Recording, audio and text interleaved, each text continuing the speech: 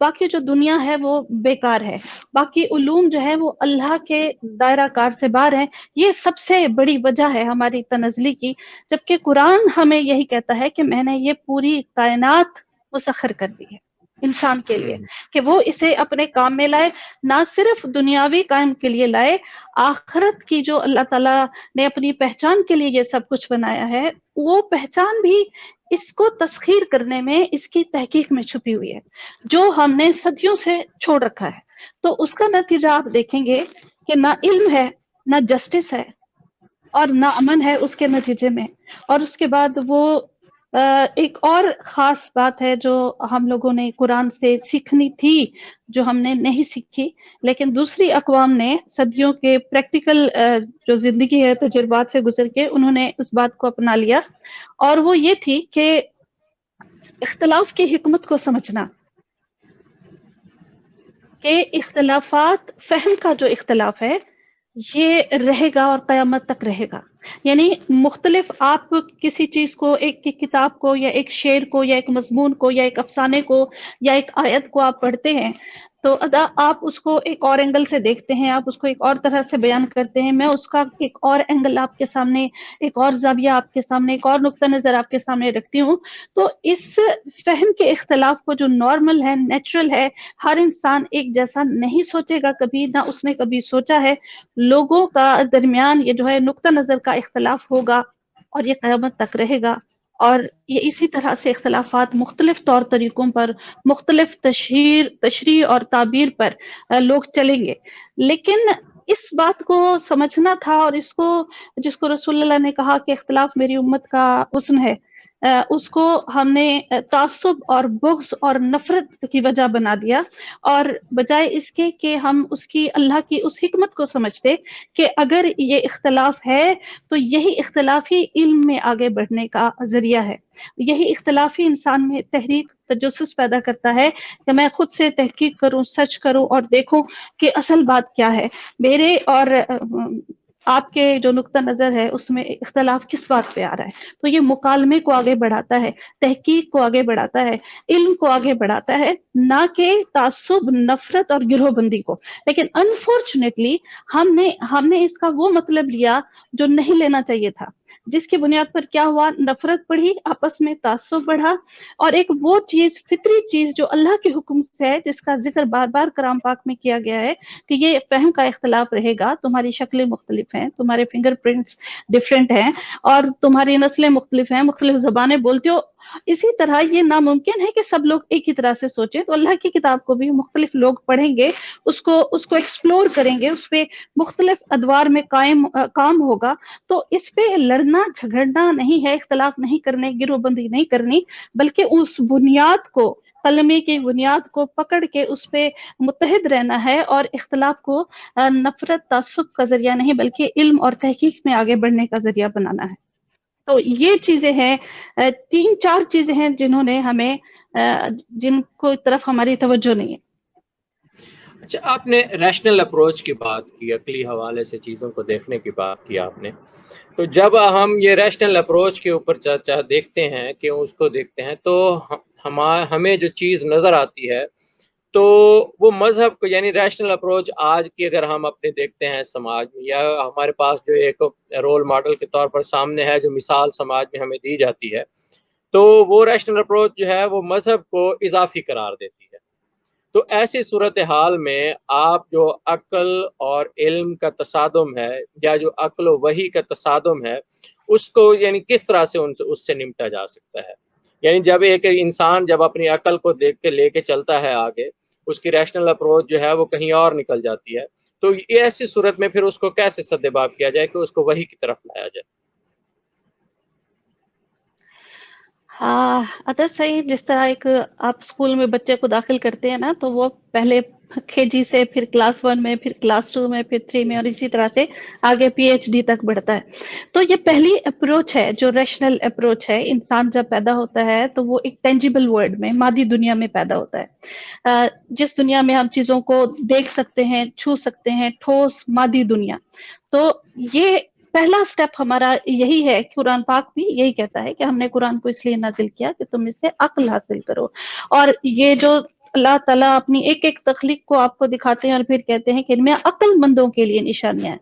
तो अब अक्ल का इस्तेमाल तो जरूरी है कि जब आप इन चीजों को देखते हैं, एक्सप्लोर करते हैं, अकली बुनियाद पे कंक्लूड करते हैं, नतीजा अखज करते हैं कोई, और फिर आप आगे बढ़ते हैं कि हाँ ये चीज इस तरह से बनी है, इस तरह से काम करती है, और दर्जा ब दर्जा उसकी शऊर जो है वो तरक्की करता हुआ आगे बढ़ता है। तो उसके बाद इंसान ही के अंदर एक आपका, हम सबका, सब इंसानों का दिल है जो महसूसात की दुनिया है। ये जो माफूकुल फितरत बातें हैं या ऐसी बातें हैं जो नजर नहीं आती, जिनको आप छू नहीं सकते, पर वो हैं। जैसे मिसाल के तौर पर एक हमारा हर इंसान के अंदर जो उसका इमोशनल बीइंग है, उस एक जज्बाती इंसान है, वो बड़ा स्ट्रांग जज्बाती इंसान है। ये साइंस भी अब इस पे आके इसको मानती है, मतलब वेस्टर्न सोसाइटी कि जिसको वो ईक्यू का नाम देते हैं।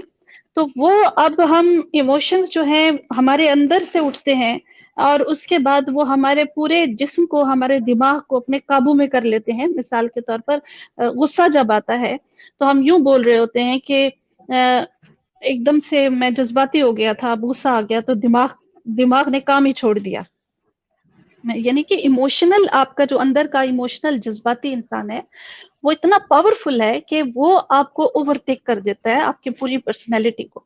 तो अक्ल के बाद जब आप इमोशंस की दुनिया में, दिल की दुनिया में, एहसासात और महसूसात की दुनिया को एक्सप्लोर करते हैं, तो ये एक और जहान है। और इस जहान में फिर आगे एक बहुत वसी इल्म और वसी दुनिया आबाद है। तो पहली बात हम इसलिए कहते हैं कि पहले रेशनल अप्रोच से, हकीकत पसंदाना अप्रोच से तुम देखो परखो कि ये सब कुछ यूं ही तो नहीं बन गया। दुनिया में कौन सी ऐसी चीज है जो यूं ही बन जाएगी जिसका बनाने वाला ना हो। तो पहला स्टेप तो ये है। फिर जो आगे कुछ इसी पहले स्टेप पे ईमान ले आते हैं और कुछ इसी पहले स्टेप को ही नजरअंदाज कर देते हैं और अपने कोई लॉजिक घड़ लेते हैं। हर इंसान की अपनी लॉजिक है, मैं मानती हूँ, मेरी अपनी एक रैशनल अप्रोच है, मैंने अपने अंदाज से चीजों को देखा, हर इंसान अपने अंदाज से दिखता है।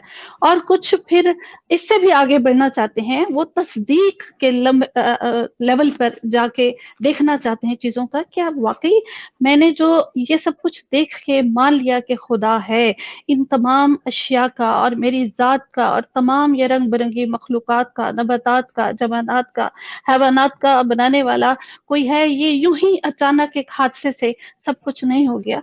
तो फिर वो आगे बढ़ता है, क्या वाकई जिसको मैंने इन चीजों को देख के मान लिया, क्या वाकई वो है, क्या वो मुझे अपने होने की तस्दीक देगा। तो उसके लिए फिर आगे एक महसूसात की दुनिया है, तो जिसको रूह की दुनिया भी कहते हैं, रूहानियात की दुनिया है। ये भी इल्म है जिसका जिक्र कुरान पाक में है कि उस जबान से इकरार करना और दिल से तस्दीक करना। ये बात हदीस में भी इस तरह से बयान हुई है। तो उस एहसासात की दुनिया में ये है, सिंपल सादा सा आसान सा करके बताऊं, कि आप अपने नेगेटिव मनफी इमोशंस को जब काबू पा लेते हैं, गुस्सा, हवस, हिर्स, हसद, बुग्स, खुद पसंदी, खुद नुमाई, ये हमारे अंदर है। हर इंसान के अंदर अल्लाह ताला ने आजमाइश के लिए रखी है। जब आपका दिल इन आलाइशों से, इन दिल की बीमारियां भी अल्लाह ताला ने इसको कहा है कि इनसे पाक हो जाता है, तो फिर हर इंसान के अंदर वो जो है तस्दीक के लिए अल्लाह ने रूह रखी है। और वो रूह जो है, वो रूह का जो चराग है या नूर है, उसको नूर भी कहा अल्लाह ने, वो अल्लाह ताला के हुक्म से एक्टिवेट की जाती है। और फिर आपकी आंखों से वो पर्दे इसी दुनिया में भी उठा दिए जाते हैं कि जब आप वो देखते हैं जो नहीं दिखता। यानी आसान अल्फाज में यूं समझ ले कि अल्लाह ताला अपने होने की तस्दीक उन इंसानों को हर दौर में देता आया जिनको हम अंबिया कहते हैं, जिनको हम नबी कहते हैं। लेकिन तो ये ये इल्म सिलसिला है दर्जा बदर्जा। दर्जा बदर्जा इल्म तो आपकी बात ठीक है, लेकिन सिलसिला अंबिया तो अब ख़त्म हो चुका कब से। जी तो वो सिलसिला तो अभी है नहीं। मोहम्मद रसूलुल्लाह सल्लल्लाहु अलैहि वसल्लम पे आके नबूवत की कड़ी ख़त्म हो गई। अब उनके बेशक। बाद तो कोई नबी नहीं, चाहे जैसा भी वो इंसान हो जाए, अपने ज्ञान से भी मनाजिल तय कर ले। लेकिन आपकी ये तमाम बातें जो हैं, बहैसियत मुसलमान, बहैसियत एक मजहबी अप्रोच रखने वाला शख्स, उसके लिए तो ये बातें बिल्कुल ठीक हैं कि हम उन चीज़ों को मानते हैं, उनके ऊपर कान धरते हैं, उनके लिए हमें कुछ ना कुछ यानी एक महसूस होती है, फीलिंग्स महसूस होती है। मगर एक रैशनल अप्रोच रखने वाला इंसान जो है वो इन चीज़ों को उस तरह नहीं देखता जिस तरह से एक मजहबी ज़हनियत देखती है। और अगर हम देखें कि हमारा जो नौजवान तबका है, यानी उनको जो चीज़ जो बावर कराई जाती है या जो जिस तरह से उनके सामने एक रैशनल अप्रोच को पेश किया जाता है, वो एक मजहबी फ़िक्र के जो है तनाज़ुर में उस चीज़ को कभी नहीं देखते। वो वैसा ही देखना चाहते हैं जिस तरह से उनको पेश किया जाता है। तो ऐसी सूरत में जो एक मजहबी अप्रोच ज़हन नहीं रखता, वहाँ हम कैसे इस चीज़ को पेश कर सकते हैं? उसके लिए इस देखिए सवाल के कि बाद आप एक हमारे दोस्त हैं जनाब जोसेफ अली, तो ये भट्टी साहब हैं, इनका साइंस और कुरान के ऊपर काफ़ी काम है। उन्होंने एक सवाल भी किया है, तो इसके बाद मैं उनका सवाल पेश करूँगा आपको। तो इस हवाले से देखें जी कि जी, जी।